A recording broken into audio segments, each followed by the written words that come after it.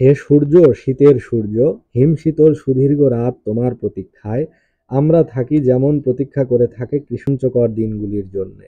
হে সূর্য, তুমি তো জানো আমাদের গরম কাপড়ের কত অভাব।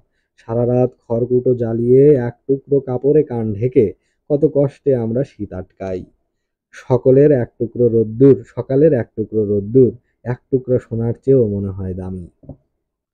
তো এই অংশটুকু সারমর্ম হলো যে সূর্যের শক্তিতে ভূপৃষ্ঠে গাছপালা, জীবজন্তু ও মানুষ জীবন ধারণ করে।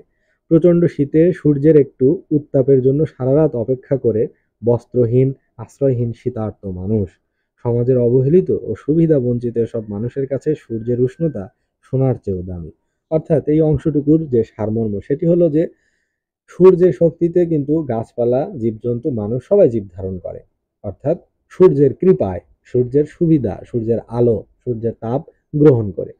এবং প্রচণ্ড শীতে যারা বস্ত্রহীন, যারা আশ্রয়হীন, যারা শীতার্ত, যারা দুঃখী, গরিব, বস্ত্রহীন মানুষ যারা, তারা কিন্তু সূর্যের একটু তাপের জন্য অপেক্ষা করে থাকে।